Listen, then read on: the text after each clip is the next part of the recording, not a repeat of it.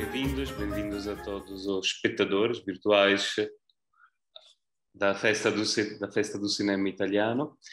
E estamos muito felizes de ter connosco um hóspede verdadeiramente de grande prestígio, Gabriele Salvatore, um dos nomes mais importantes do cinema italiano contemporâneo, realizador, também vencedor de um prémio Oscar com o filme Mediterrâneo, mas também um grande inovador do cinema italiano.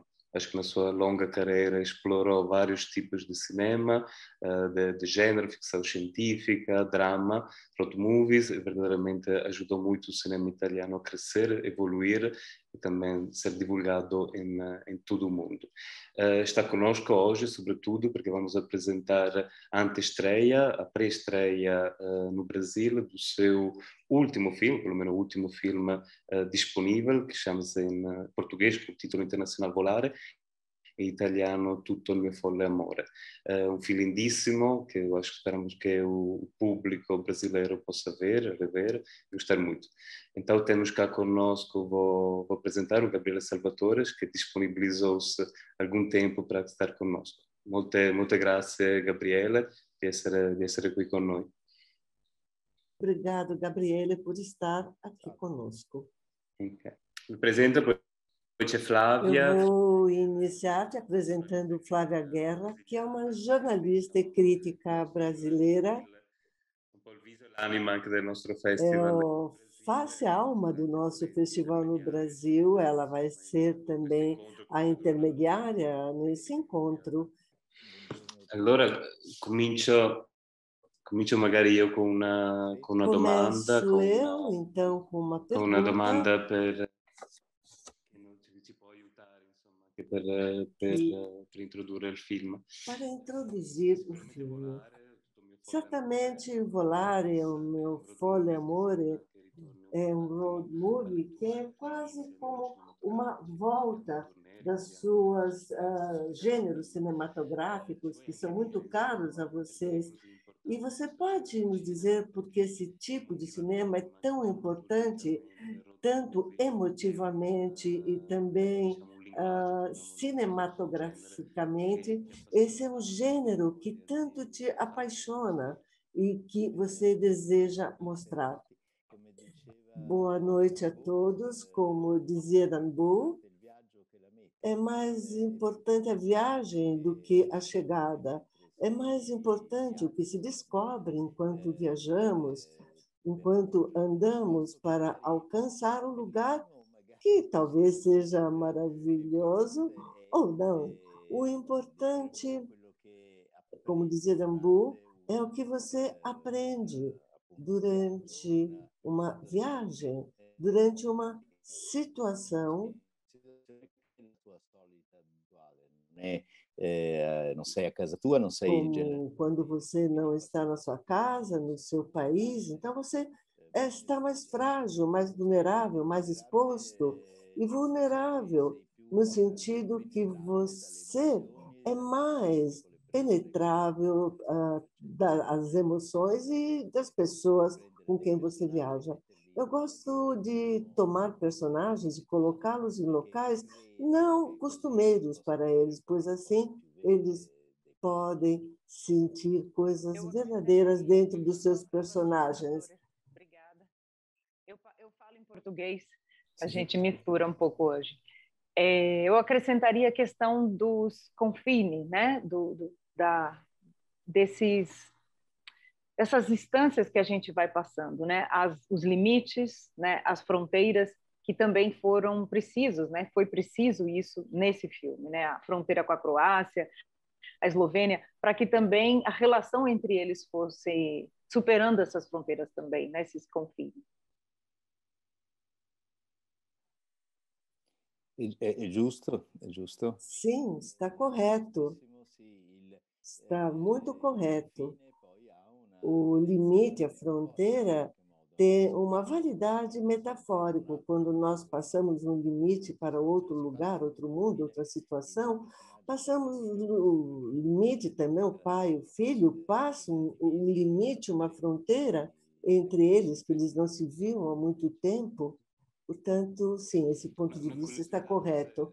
Uma curiosidade, talvez até pessoal, admito, falando de limites, fronteiras, eu vi que esses últimos filmes, Volare, mostra também Trieste, onde eu vivi um tempo lá, e há também uma escolha dessas cidades como específicas, as cidades de fronteiras, de limite, como no set dos seus últimos filmes, como esse sentido de atravessar de um local para outro, como aconteceu em Trieste. Trieste, justamente como você dizia, é um porto, é uma cidade litorânea e que, pela sua natureza, tornam-se pontos de encontro de culturas e civilizações diferentes. Há um ponto interessante também, que isso ligado ao cinema, uma cidade que te oferece a possibilidade de contar muitas cidades na mesma cidade. Parece já uma Viena sobre o mar, que pode também tornar-se Paris, Milão. E, além disso, há aquele maravilhoso Porto Velho, do Império Austro-Húngaro, portanto, uma verdadeira cidade. Primi 800 é muito belo, pois ali você pode reconstruir um grande set abandonado ao ar livre. Por todos esses motivos, e também pelo ótimo vinho que encontramos por lá. Eu queria te perguntar também outra coisa, nesse filme Volare, Meu Poliamoro, como você encontrou esse ótimo Vincent, um ator fantástico, Giulio Prana? Ele estreou nesse filme. Eu queria te perguntar se o filme também foi construído ao redor desse personagem, dessa forma quase de loucura incontrolável, que expressa muito bem no filme, muito bela, Vincent, ou Giulio. Ele tinha espaço também para a improvisação, ele dentro desse personagem, ou conseguiu manter a sua exuberância e criatividade dentro do roteiro? Bem, como você falou uma vez, Miles Davis, no seu quarteto, ele via a pedido de John Coltrane de tocar o saxofone. Ele falou que precisava de alguém que pudesse mudar também a sua música, dando, portanto, criatividade aos autores. Então,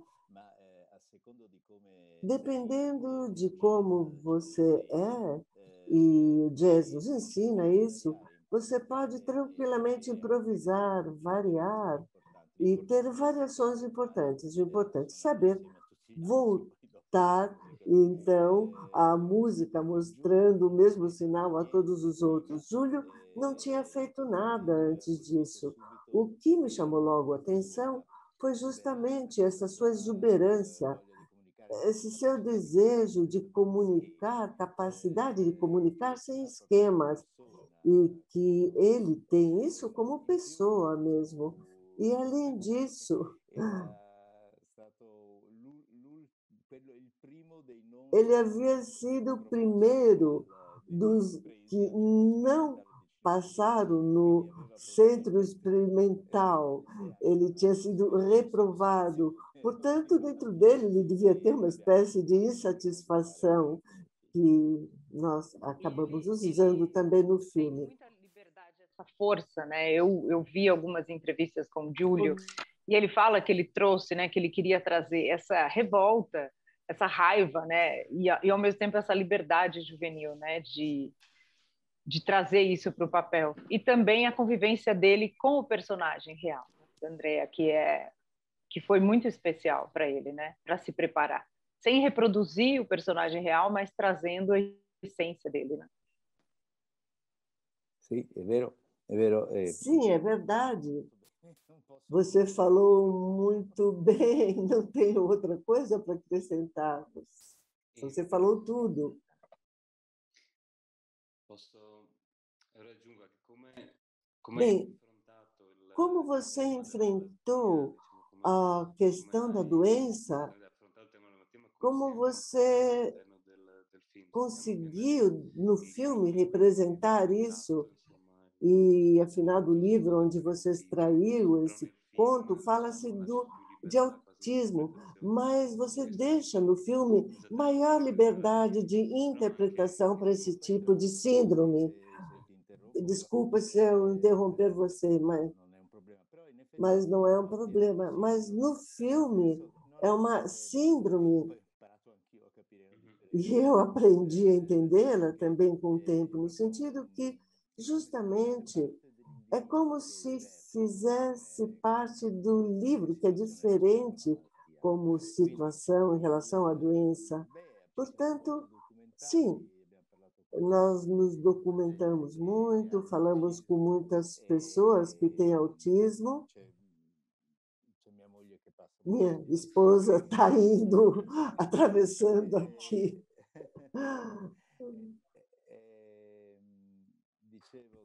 E, sim, eu dizia que justamente nós nos documentamos, mas Júlio passou muito tempo com o verdadeiro rapaz do livro e também em alguns institutos, algumas clínicas. Portanto, ele fez uma sua experiência e que, no final, tornou-se muito crível, pois algumas pessoas, até que aquelas que trabalham com pessoas, com jovens que têm essa síndrome, me perguntaram: mas como que você conseguiu trabalhar com ele? Mas Júlio não tem esse problema. Mas muitos acharam que ele realmente tinha esse autismo. E você traz uma história, eu até vi também quando o filme teve a sua premiere em Veneza, e você fala que esse é um filme não sobre o autismo, mas sobre a diversidade. Eu queria que você falasse isso um pouco, né, sobre a capacidade da gente amar quem é diferente. E, por um acaso, esse personagem do livro tem, né, essa questão do espectro do autismo. Mas no filme é algo que é diferente, né, não necessariamente definido.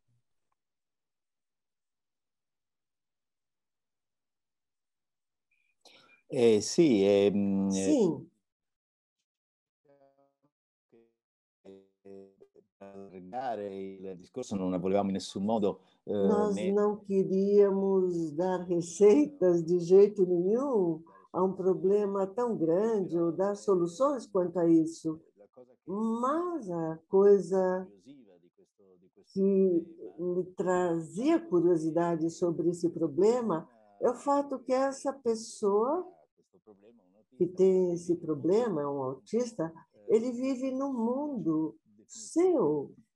Existe uma definição cruel, mas verdadeira, de um psicólogo que diz que é como uma fortaleza vazia. Dentro não há nada, mas não traz perigos, na verdade. Eu gostava muito da ideia de poder usar isso como metáfora da diversidade, como dizia. E nós também contar a possibilidade que nós temos de entrar em contato com alguém diferente também. É uma pergunta que nós fazemos frequentemente aos diretores que encontramos, como espectadores também. Nós frequentemente olhamos o filme na tela, mas não sabemos o que aconteceu no set antes, se há outros elementos importantes, tanto como diretor, como artista, e que acabam influenciando o filme que a gente não enxerga. Então, imagino que nesse filme Volare tenha cruzado vários personagens e coisas que podem ser interessantes, umas tiradas que aconteceram que talvez você gostaria de contar. Sim, durante um filme há muitas coisas a serem feitas e é bastante complicado. Eu, pelo menos, posso rodar por aí mais livremente, mas mas as pessoas a me buscar no hotel, me levam no set, e não obstante isso, eu gosto de caminhar por aí, conhecer as pessoas. Em Eslovênia, em Croácia, encontrei pessoas fantásticas, um pouco como a Itália da década de 60, isto é, existe ainda uma grande civilização camponesa, coisa que nós, infelizmente, perdemos um pouco na Itália. E, portanto, as pessoas são muito ligadas à terra. O que me chamou a atenção foi quando nós chegamos nessa ilha que chama-se Paga e que nós filmamos parte do filme ali. E eu procurava um lugar mais deserto possível. Eu gosto de lugares que tenham desertos. E nós chegamos aí, uma balsa, e é realmente incrível. Aí tem o Bora, que é um vento extremamente forte que vem da Sibéria, e faz com que se eleve o mar, a água do mar se eleva, e,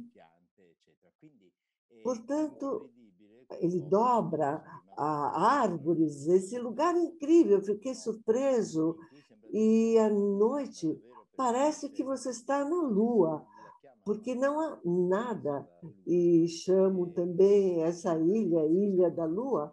No início, quando nós chegamos, eu falei, nossa senhora, aqui nós vamos ter que passar um mês, não tem nada aqui, mas como frequentemente acontece, o lugar se revelou cheio de coisas, pessoas que te recebem com grande hospitalidade e cheio de teus pensamentos. O vazio acaba criando espaço à criatividade. Portanto, a coisa que aconteceu é que, por exemplo, pai e filho, Cláudio Santamaria e Giulio Prana, eles passaram muito tempo juntos.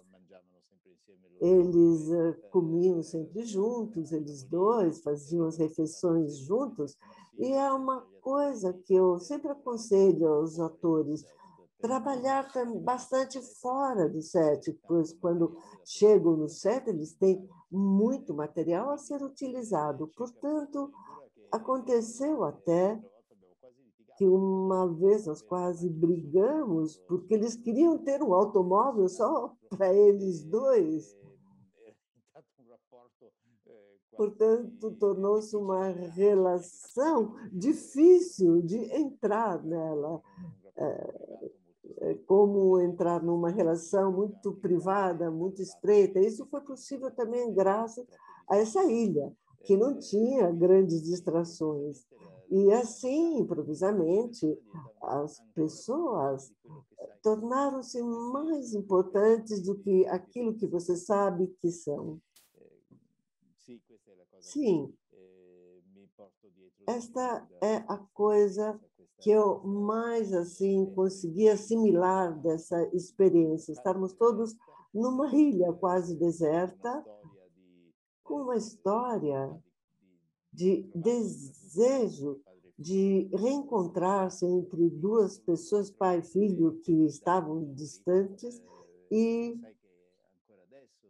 até agora eles sentem-se muito frequentemente, escutam-se muito frequentemente no telefone, criou-se, sim, uma ligação bastante forte.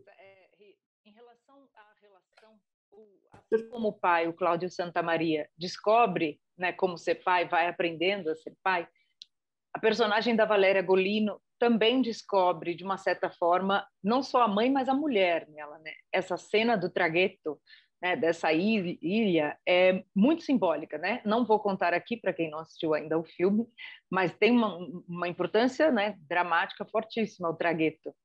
E eu queria que você comentasse um pouco a figura feminina da mulher, né, da mãe e da mulher também, né, que ela se descobre. Bom, nós precisaríamos de muito tempo para falar sobre mulheres. Eu acredito que o feminino, em geral, é certamente a alma central da vida, se eu posso dizer assim. Nós, homens, somos necessários também, né? Mas a vida são vocês. E, a partir disso, temos uma divisão muito importante. Ela, personagem de Valéria Golino, como aconteceu a muitas pessoas que têm filhos autistas, ela sente-se culpada por ter feito um filho errado, entre aspas, claramente. E tem quase com ele uma relação conflitual com seu filho no começo. E no momento em que ela o perde, não tem mais ele, percebe a importância que esse filho tinha para ela. Ritrova una parte femminile che è quella della protezione anche, no? Que é a parte da proteção das coisas. E a cena final no navio, ele conta exatamente isso. Ela deixa os dois homens, tanto o marido como o ex-amante, o ex-noivo, e ela vai embora com seu filho, que é a coisa mais concreta, preciosa, importante, procurando reconstruir a relação com ele. Isso talvez, certamente, pode pertencer ao mundo masculino, isto, mas é muito feminina como escolha. Isto é, ver outras mulheres com crianças que embarcam, ela é muito corajosa em dizer: vamos partir, voltar a ir para algum lugar. As mulheres, nos meus filmes, o feminino, não há, especialmente nos primeiros, não há muitas mulheres protagonistas, mas isso não significa que eu não considere as mulheres fundamentais até, se não importantes, mas fundamentais, mesmo para nos ajudar a crescer. Nos primeiros filmes, sobretudo, eu era mais tímido por diversos motivos. Eu tinha que falar apenas sobre coisas que eu conhecia bem. E o mundo feminino, até hoje, eu tenho 70 anos, mas, felizmente, tem áreas escuras, e isso é maravilhoso, pois há partes, há traços que devem ser sempre descobertos. E na Itália, nesse momento, estamos vivendo um momento difícil, com muitos feminicídios. Isto é, muitas mulheres que são mortas no âmbito familiar. E isto porque, instintivamente, muitos homens sentem esse poder da mulher. Se sentem ameaçados. E se sentem ameaçados. Ir nesse mistério, como você fez. Sì, è vero, è vero, è vero. Sim, é verdade. E é o que, na antiguidade, criou esse poder masculino, o pai patrão, o rei, o homem, desde sempre, foram queimadas as feiticeiras, e quem sabe eram apenas pessoas que curavam as pessoas. E até hoje, justamente, bom, na Itália, há pouco tempo, foi eliminado o crime de honra, isto é, o homem, ele tem uma força da natureza que é o da mulher, e nós temos que fazer alguma coisa sobre isso. Agradeço muito, Gabriele, para encerrar o encontro sobre o mundo feminino, que também é uma linha de união deste ano, e nós encontramos também isso com Emma Dante. Há muitos pontos de vista femininos que nos interessam muito e também que provêm dos homens. Eu te agradeço muito pela tua disponibilidade e o dia 25 de junho, sexta-feira, Volare está ainda disponível na LUC, na Festa do Cinema Italiano, para ver questo lindo film di Gabriele Salvatore. Quindi ringrazio ancora una volta Gabriele pela sua paciência. Agradeço mais uma vez, Gabriele, pela sua paciência, disponibilidade, e tomara possamos nos encontrar presencialmente logo, quem sabe, com o seu último filme. A minha avó era brasileira, então gostaria de voltar. São Paulo, ela era de São Paulo. Bravo, vieni. Ecco. Obrigada. E a gente minha moglie é de São Paulo. Minha esposa também é de São Paulo. Ela nasceu lá por acaso, porque os pais estavam lá e viveram em São Paulo durante 5 ou 6 anos. Depois ela voltou para a Itália. Então, não é uma verdadeira carioca, mas nasceu ali no Brasil. É bom voltar a casa, visitar um pouquinho.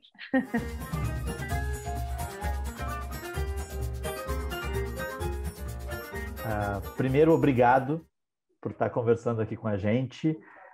E eu queria te perguntar, para a gente começar, Gabriele, quais os aspectos que primeiro te chamaram a atenção nessa história?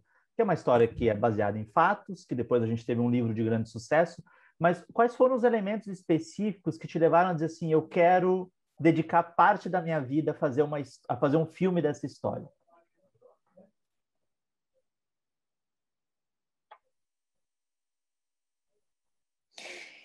Ma ci sono due... Bom, há 2 temas que me interessam muito nessa história.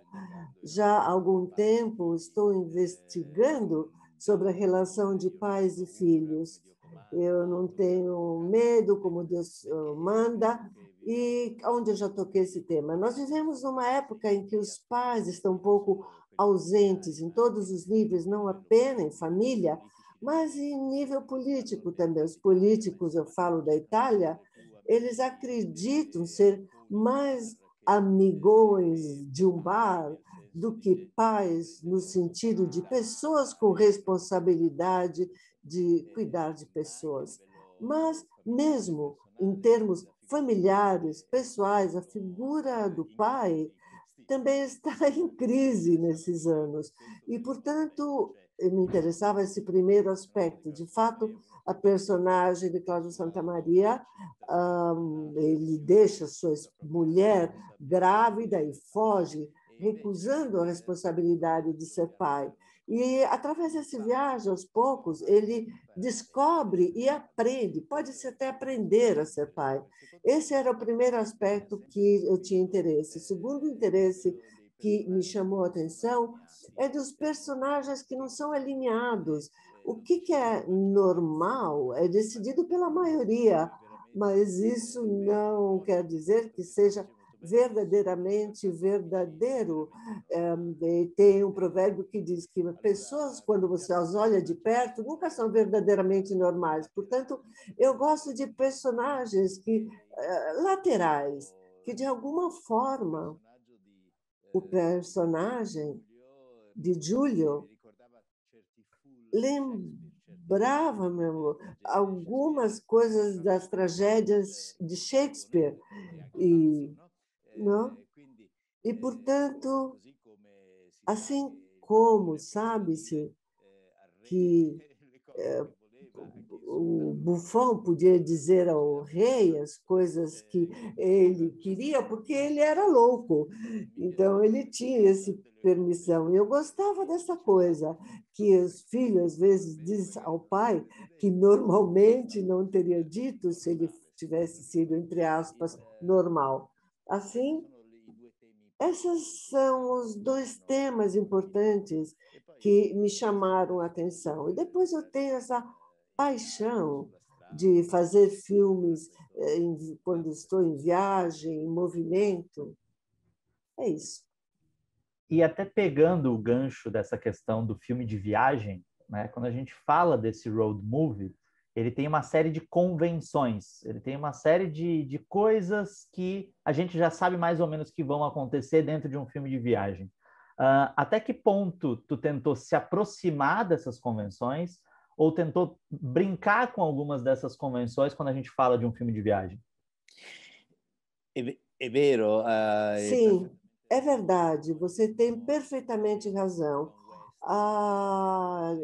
Diferentes, quando você, por exemplo, faz um filme de cowboy, os cavalos são importantes e, portanto, também no road movie, os encontros são necessários, mas eu procurei, não sei se eu consegui, mas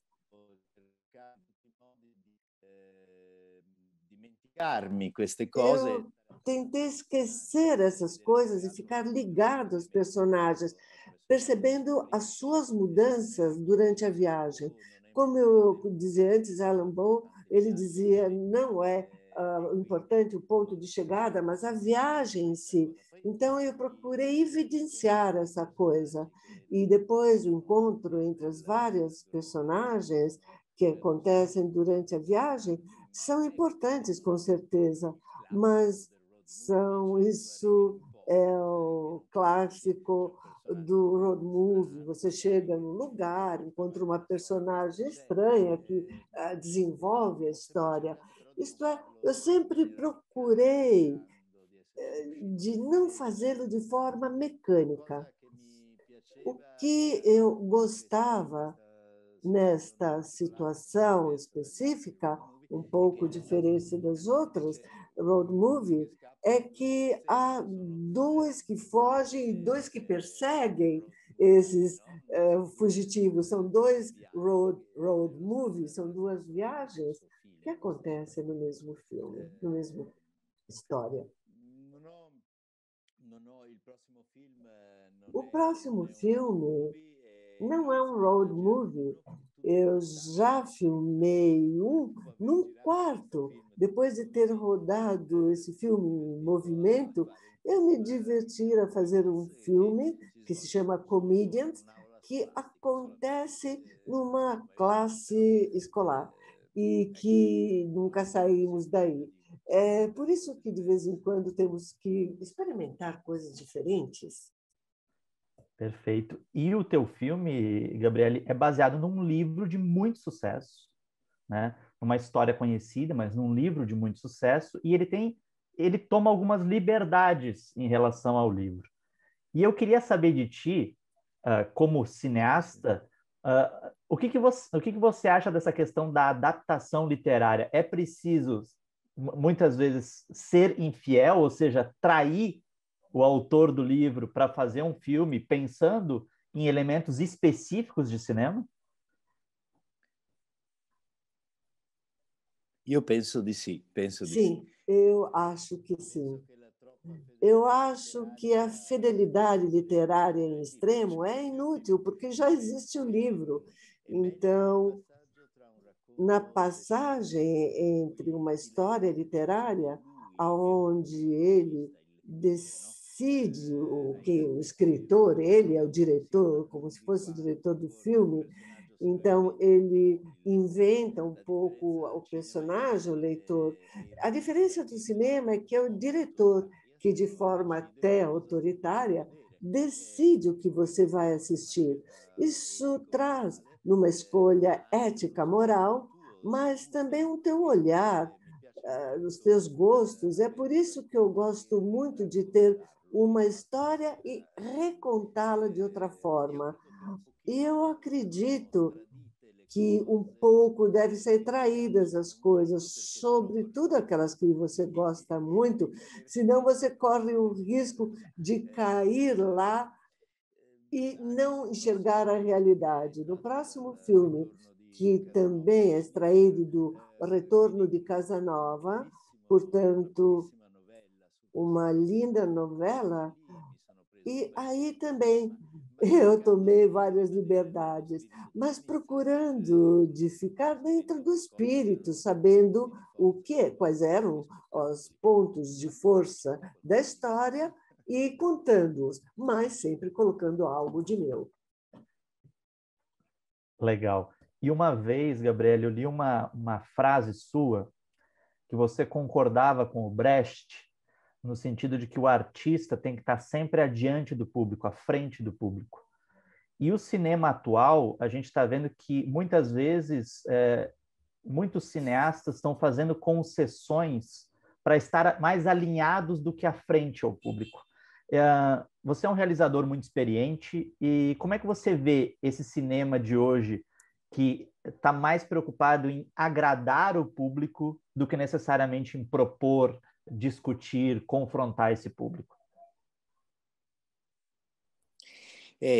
Questo è un problema molto... Sim, esse é um problema muito grande, porque você pode estar um passo na frente do teu público, não 20, porque senão você acaba perdendo de vista, ele não te entende mais, mas pelo menos um passo na frente deles é necessário. E eu acredito que o cinema terá que enfrentar esse problema, pois a busca do público com a chegada de todas essas plataformas digitais, que você pode usar o cinema assistindo na tua casa da forma que você desejar. E então, claramente, existe uma busca do consentimento. O conto de uma história, o storytelling, tornou-se patrimônio da televisão. Portanto, o cinema terá que talvez se radicalizar, tornando-se mais poesia do que romance. Não sei se eu consigo me explicar, mas de filmar o invisível de determinadas coisas, aquilo que você não vê pelas ruas. Abrir portas diferentes. Isso significa não estar alinhados com o público, senão você fala com a internet, somente com você mesmo, e isso está errado.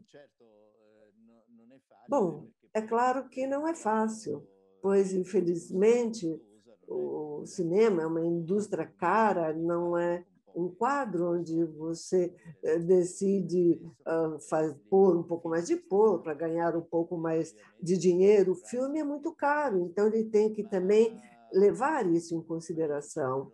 Mas eu sempre vou procurar e espero ter a força de não fazer no filme, não pensar no público que irá assisti-lo, porque eu necessito realizá-lo, esperando que depois o público vá assisti-lo.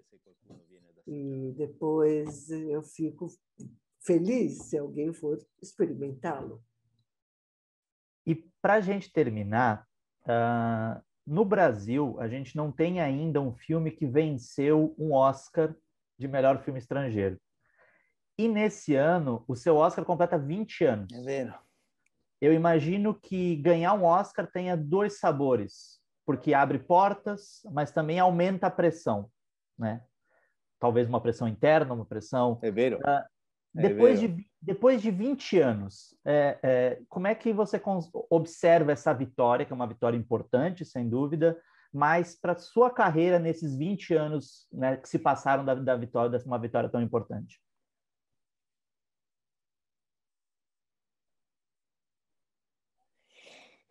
É interessante, porque... Bom, é interessante, porque Eu não tinha a menor ideia de que eu ia ganhar o Oscar. Eu achei que a Lanterna Vermelha, um filme chinês, que ganhasse, porque eu gostava mais daquele filme do que do meu. E eu me perguntava por que eu ganhei. É como se tivessem colocado uma mordida de uma aranha como Spider-Man, que você se torna um super-herói, mas você não queria tudo isso no início. Então, eu tive muito medo desse Oscar no início, justamente porque o dia seguinte eu não tinha me tornado melhor e sabia exatamente das coisas do dia anterior, mas as pessoas esperavam algo mais de mim. Eu nunca quis ter estatueta em casa. Depois de 20 anos, eu a coloquei, eu vou mostrar para você. Eccolo.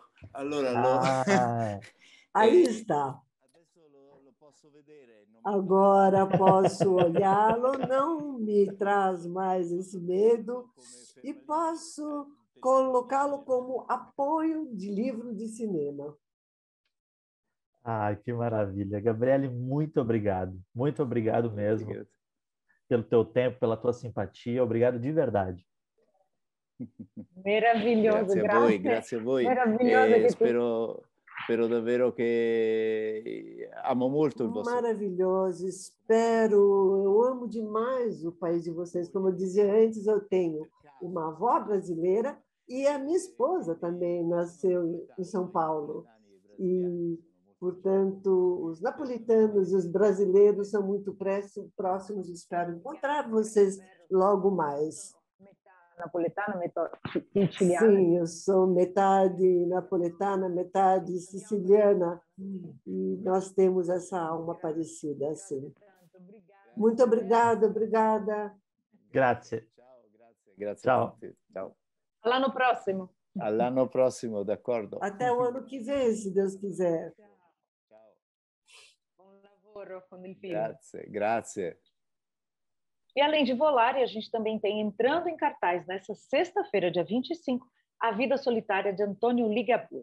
Fique de olho porque no sábado, dia 26, tem Bangla e Irmãos à Italiana entrando online para você. E para terminar, no dia 27, domingo, a programação fecha com Os Predadores e Favolate. E para terminar mesmo, uma grande cerimônia de encerramento nossa, a gente vai ter um papo com a Alicia Horvacher, que vai conversar com a gente sobre seus trabalhos, e você ainda tem a chance de assistir também todos os dias até o domingo o Foco Alicia Horvacher, vários filmes dela estão em cartaz também. Obrigada e bom cinema para todo mundo.